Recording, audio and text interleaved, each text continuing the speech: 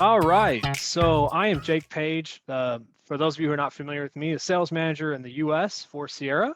And I'm here with a very good friend of mine, Mr. Donald Kelly, the host of the Sales Evangelist podcast. Thanks for coming on here, sir. Jake, I appreciate it. Thanks so much. And big shout out to the folks over at Ciara. You guys are doing some cool stuff in the industry, man. Thank you. Thank you. I'm working on my intro for you there. I'll stretch it out a little longer because it lives in my head rent free, man. I have to tell you. Done. So I wanted to have you on today. This is a part of our ongoing series we call In Conversation With. And what we're trying to do is talk to industry experts, thought leaders, in sales and customer success and, kind of all those areas that Ciara touches. And really just kind of glean, we want to steal a little bit of your expertise is really what this comes down to. And so the topic I wanted to talk to you about today has to do with the transformation from, or I should say into virtual sales, right? Obviously some not great things have come out of the last year and a half with the pandemic and that sort of thing. But also one of the shifts that we're seeing that's been accelerated by that is sales teams switching to virtual. Yeah, man. Kind of a big transformation. Yeah, it's huge. I've seen it. I talked to some clients, and some of them have been hiring sales teams. And one of the things that they are discovering is that sales reps, one of their requirements is that they want the option to be able to work remote or to have a hybrid work situation. And I think it's very interesting. There's a guy I was talking to on Monday. We did a podcast interview, and it was a client. Prospective clients, and I'm speaking as if because I know he will become a client. But one of the things that he spoke about was that their whole office now has gone remote, and they gave them the option: would you like to come back? Most people said they want to stay remote, and then one person that comes into the office, so they're really downsizing their office because this person has a work at home situation where their kid is with the person who takes care of the kids. So like the nanny or whatever comes to the house, the babysitter. So in that case, it's a challenge for this person to work at home. So she wants to come to the office, and it's cool that you have that option. But the critical piece is that you are giving people the opportunity to work from home because it can still be just as productive. And we asked them, did you see any decrease in productivity compared to prior pandemic? He said there was no difference in productivity. It didn't decrease. So I thought that was fascinating. That is fascinating. And that is, I see that brought up all the time, right? There's some debate about productivity and especially in our industry, right? How do you coach and support virtual salespeople who weren't virtual last year or before the pandemic and that sort of thing? Their whole life. Right. And so that's probably a great question to ask here. So, with managing a virtual sales team, it's different. There's no ride-alongs. There's no sales manager calling you to the office, reviewing your calls. A lot of that's changed, right? So what advice could you give to sales managers maybe who are coaching virtual teams for the first time? What would you say to help them navigate that? The first thing I'll tell you is have a process in place or a system for the timing. And the reason why I say this, it's very easy when you're in office to just, sales rep come by, you say, grab a minute meeting, and then it turns into a coaching call. And you may not have those planned, but if you were to be asked by your director or the VP of sales at the end of the quarter, did you meet with the sales reps throughout the quarter? You'd say, yeah, I met with them. So, but it's a little bit more challenging when it comes towards being non-remote. So you must be diligent.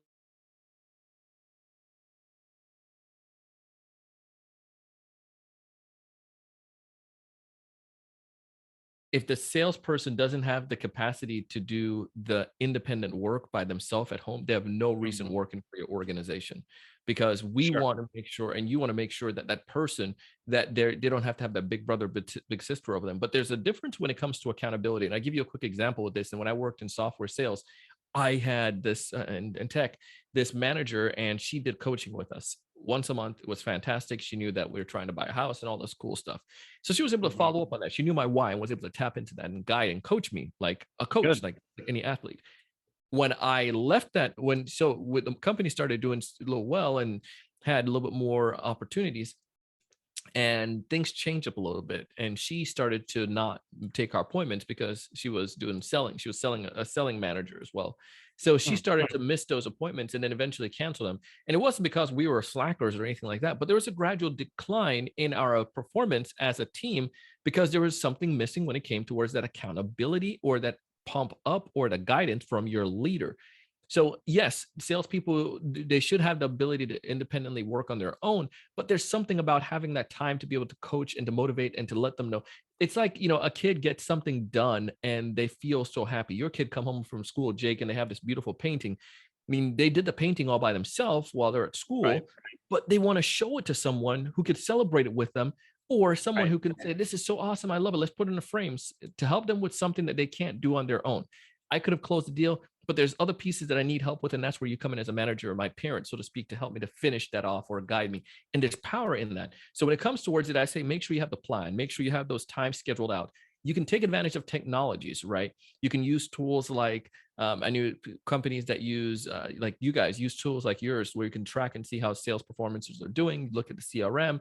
You can use Sure. folks like Gong or whatever, some of these AI software that can listen to the calls and be able to help you, and to be able to coach your reps in that moment. But I think when you can take advantage of things like that, it makes it so much more effective for the seller to be able to feel the confidence and then also to be able to have the guidance. So the planning, take advantage of technology, because if I'm planning to do my team meeting every week and then I'm meeting with my sales rep once a month, and then we have a Slack channel going on, I mean, if the sales rep is going to slack off, they're going to slack off in the office either way.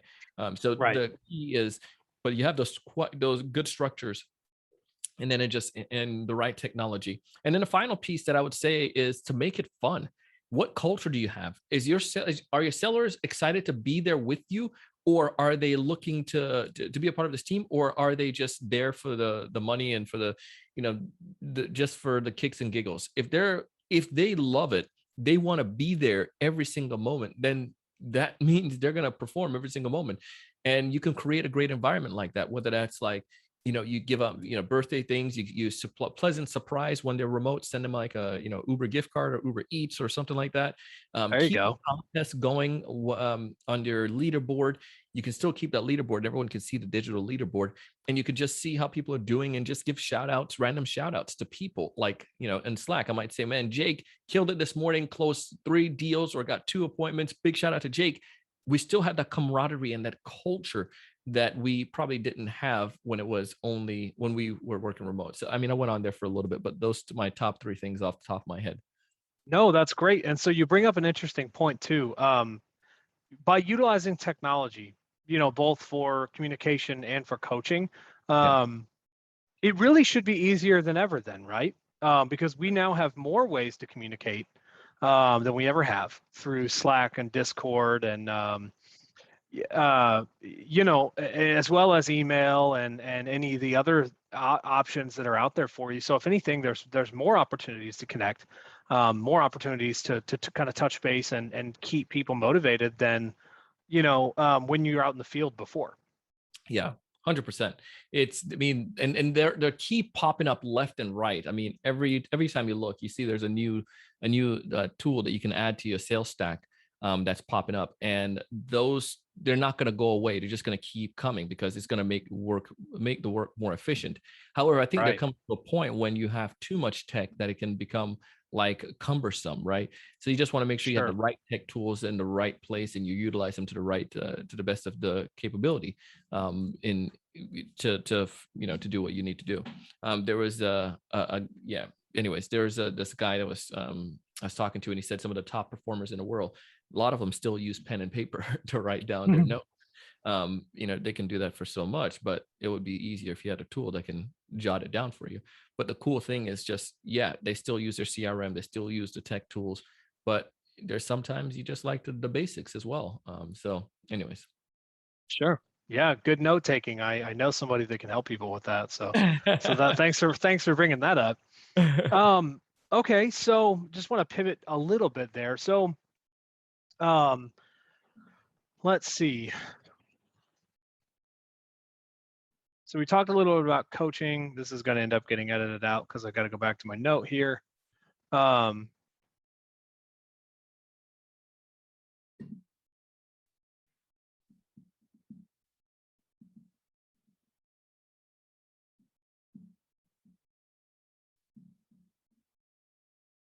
Nice. Okay.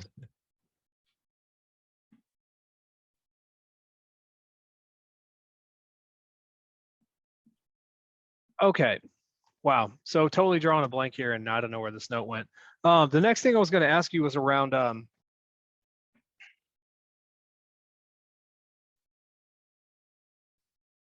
Let's do this.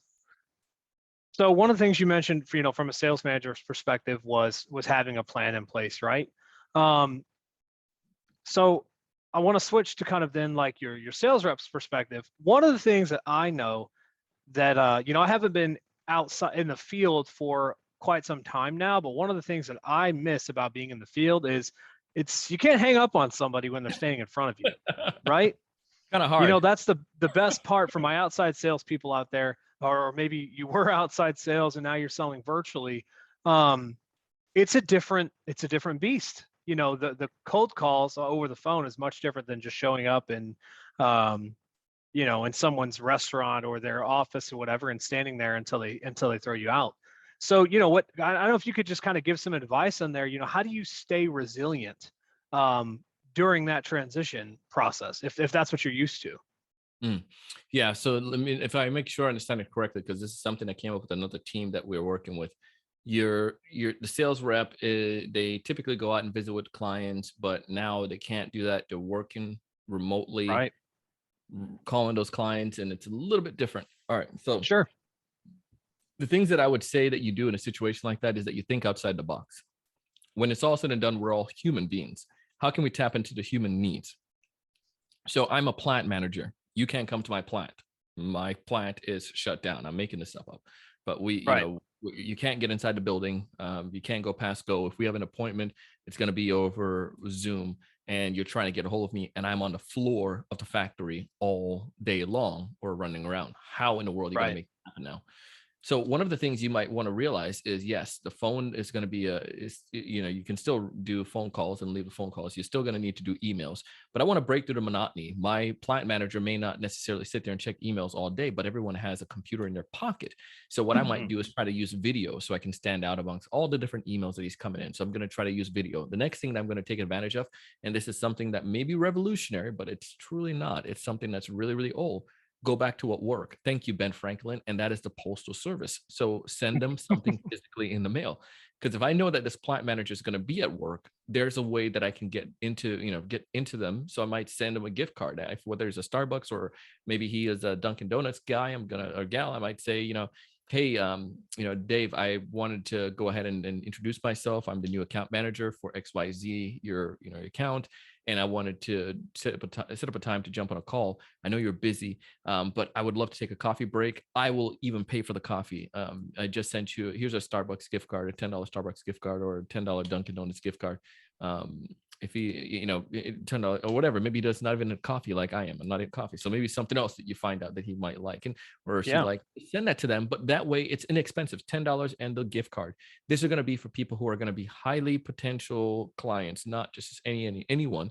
But that way, it's if I send them a video email, they open a video email, hasn't responded yet, I will send that gift card to them. Now I'm going to get another opportunity to be able to get in front of them, because now that's physically going in the mail. It's going to stand out. No, not everyone's going to be like that, and that might lead to me meeting with them outside of the plant, right? Yeah. Maybe to go for a Dunkin' Donuts, or it is to do lunch next time because now I've broken through.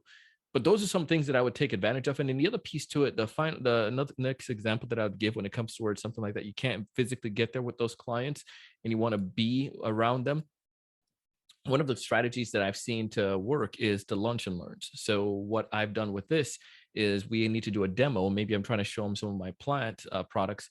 I tell them, hey, we're going to do a lunch and learn, and I get like maybe one of my clients to jump on that demo, pay for their lunch, and have them talk about our products as well. And then I get two of these plant managers to come in, make it almost like a networking opportunity, and I pay for their lunch. And I may spend like $20 on each of the lunch, so maybe $60. But is that $60 going to lead to a $500,000 machine sale? Then it's kind Totally of worth it then. a mute point. Absolutely. So it's working smarter, being more effective, being creative, thinking outside the box, and recognizing what humans need. That human want to feel recognized. They want to feel special, that you send something in the mail for them, and they're going to need food. So why not use those things? And Absolutely. sometimes that make the phone call over and over and over and over again. That's not going through. So And it is special.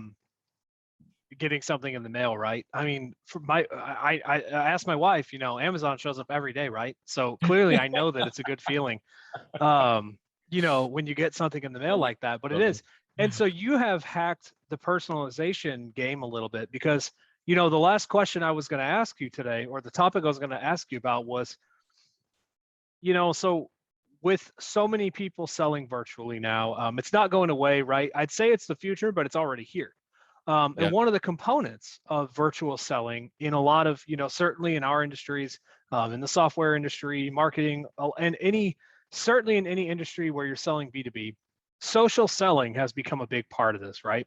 Yeah. And so, or, what people call social selling, which if you haven't, most people I'm sure have heard this term, but it's, how would you define social selling?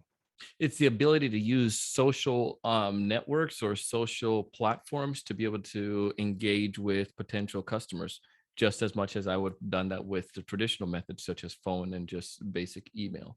um Right, and now it's done at a scale that's much, much bigger, right? Through so true. LinkedIn and all that stuff. Yeah. But you touched on this a little bit with the postcard, the letter in the mail, because that's obviously gold. And now that I think about it, I've heard you say that before.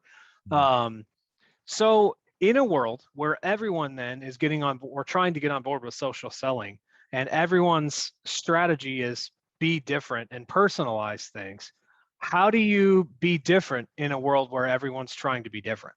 Ooh, how do you be different in a world where everyone is trying to be different? My philosophy is always to zig when everyone else is zagging. And Yeah, typically what will start happening is, especially you saw it when the rise of social selling and people using social media, is that you're going to find people who are going to do things wrong. And when they ask, if you were to ask 10 people what it comes to social selling, what's your play? Most people will say I connect with people and then I send them like a offer, pitch them about my product and service, which is not cool. So that's zigging. I mean, everyone is zigging. So now I'm going to zag. So I'm going to figure out, what does Jake want? So I might say, well, Jake is a sales manager, and Jake wants more sales. He wants his per team to perform because he needs to hit his numbers. So if absolutely. you hit their hit their numbers, he gets his bonus. So I will target that in my stuff, and I would make sure, go back to human things. I want Jake to feel good. So I might say, hey, Jake, this is a perfect example. I'm doing a podcast interview with sales managers who are really killing it. Would you be open to jumping on a call? Now Jake has my attention for 30 minutes, or I have Jake's attention Right. for 30 minutes. And then he has that ability to do that. The second thing, if you don't have a platform to be able to do something like that, is just to highlight them and just to kind of make them feel good again. Jake, I'm recognizing sales leaders and I'm trying to get some tips from them. Can you give me one of those tips that stand out to you as a sales leader? Take that, put that together in a, from 10 sales leaders, put that on LinkedIn, in a LinkedIn post. And now they're being, recognized amongst their peers. From having an interesting insights, and you're highlighting that. The other piece to that too is just to make sure he feels good again and help him with what he wants. So I would target that. And most people are going to send you a LinkedIn text. So I'm going to use a LinkedIn video because people are uncomfortable with video. So I'm going to do that again and send, because the reason why I said do a post, let me back up there. Only 3% of LinkedIn's 790 million users actually post things weekly or monthly, Hmm. I think, on LinkedIn. So I mean, it's weekly. Not a lot of people are posting on LinkedIn weekly. So if it's 3 million, think about all those other people standing on the sideline. So when you post, you're being one in, probably 1,000 within your network, because most of those people are not going to post. So you post content regularly, tailored to the ideal customer, the pain that they have. You're going to be seen as a thought leader. And so if I sent a post, I highlighted you and I put you in this blog, in this post, this micro blog on LinkedIn. Now every one of your peers are going to see that. Then the next thing I'm going to do is maybe share a little tip. I might ask what the top 10 questions or issues that I get that my ideal customers have, or that they typically ask about, the challenge that they face. And maybe it's like getting their sales team to perform. So I might do a micro blog, my sales team suck. And I'm saying that to grab the attention, all caps at the top. Right. My sales team suck was one of the things that is what I heard from someone recently in the industry, and they had such a hard time trying to get their sales team to perform. What he or she did to fix it, though, they started to do this and this and this, and it really transformed their sales. They started to take investment and take time and wanted to be a part of it, and blah blah blah blah blah. And I'm sure this could help you as well. Out of curiosity, for you, what's one thing that you've seen to help your sales team not suck? And now I'm doing engagement. People are seeing me as a thought leader now. Am I making sense with that there? Absolutely. And now the where everyone is zagging, everyone is zigging, they're sending you a message. Hey, my name is so and so. Buy my product or service. I will send you a voice message because not a lot of people want to hear their own voice, much less to send a video. So on LinkedIn, they give you that capability. So I would say, hey, Jake, it's a pleasure to meet you. I just saw that you had a birthday recently as well. Congratulations on the role. I just want to put a face to the name and thank you so much for interacting on my post the other day. Boom. Now you're going to respond to that. Hey, Donald, it's a pleasure. Now the conversation starts. Be a freaking human. And I'll say, Yes, well, sir. Jake, what I would say, everyone is, I might say, Jake, we always looking for, or I might say, I'm making stuff up now. I'm trying to think it out and do this conversation. Say like, Jake, we're doing, we always do webinars every once in a while and share content pieces, and also rely on industry experts to share their tips. Could I tap on you one of these days to be able to share a tip, or, maybe jump on one of our blog webinars? Yeah, Donald, anytime. Check that out. Cool. And just out of curiosity, maybe let the conversation go. And then maybe another day, Jake, out of curiosity, I'm sure you guys are finding some things that's working right now. A lot of people are having challenges. What's working for you and your team right now? Well, this is working for us. And the reason why this conversation might start, because we already had a conversation. So it's more prone to Right. continue to respond. This and this. Any major challenges you guys are seeing? We're seeing some of these things, blah, blah, blah. Well, we have a blog post on that. I can share that with you if you're open to it. Better yet, if you're cool, maybe we could jump on a call for 5 to 7 minutes and I can talk to you through it. Cool. But 5 to 7 minutes, I use that one. And now everyone's going to use 5 to 7 minutes now, but it's not 10 minutes. That's too long. 5 minutes is too short. But when you say 5 to 7, you're like, I can spare 5 to 7 minutes to hear what this guy is saying, Absolutely. pain that I particularly have. And that makes sense. And now you have an appointment. Don't blow it. So So to your point too, I hope everyone does use this because, and you've hacked it, my friend, and I'm not surprised at all. But that's exactly what I was referring to. So you found a way again to be disruptive in a place where people are all trying to be disruptive, right? I mean, I can picture it, and I'm not calling anybody particular out, although I'm sure some people are going to see this. But I mean, I can spot the hard spaced LinkedIn posts. It's a phrase and there's a space. It's another short phrase, and you're led down the rabbit hole, right? Where I click the next button and then I finish your post. And yeah, it's exactly where that question comes from is, how do we go back to being human now that we're all keen on the phrasing in which people will read your LinkedIn posts? But I love what you said specifically about LinkedIn's millions, hundreds of millions of users, but so few people post. That's such a different landscape than almost any other social media site, right? yeah. So I know my big takeaway, and I'm thinking a big takeaway for everybody that's seeing this is going to be, if you're in the B2B space and selling over LinkedIn, that to me is a good reason to double down on this social selling strategy right there. Because yeah, you're absolutely right. You're 1 out of 1,000 or 1 out of 3,000. And those are, as we know, salespeople, those are better odds than we normally are up against on just about any other platform.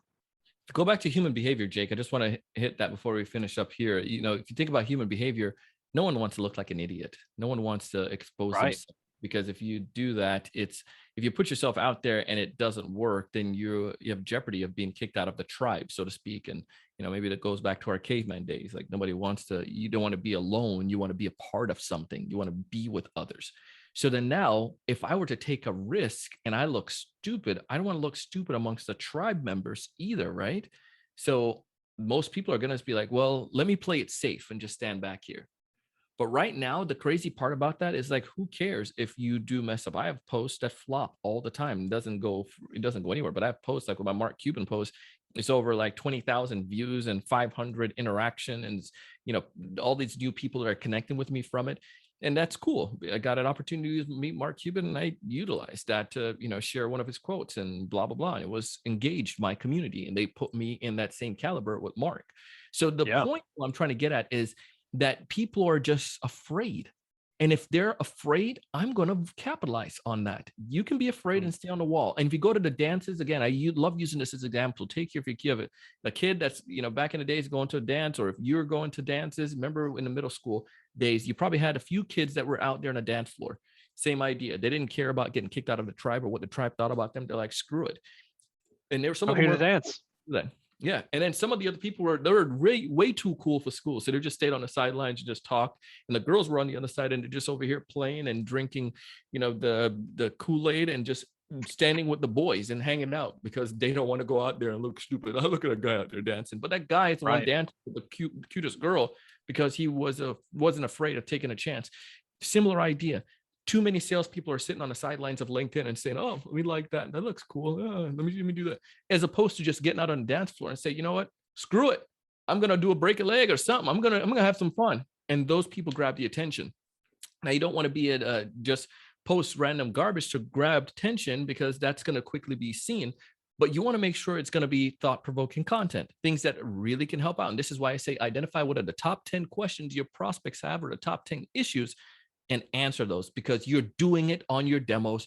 You're doing it on your discovery calls. You're doing it every single day. Just even use a tool like Get Ciara and transcribe that darn thing and just take that answer and share it. But post Copy and paste. Let's do it. There you go. So anyways. Wow. Yeah. Thank you. I appreciate that so much. That is absolutely, I think, key for differentiating yourself. You're saying get out there and don't be afraid to make it happen, to embarrass yourself. You're probably not going to, but that's good stuff. Yeah, man. Well, hey, so listen, we can wrap it up. I am so grateful to have you share your expertise with us. And this, we're very lucky to have so many talented and smart people on this channel, and there'll be more to come after this too. So thank you so much, sir. And I will talk with you soon. Thanks, Jake, for having me. I appreciate you guys.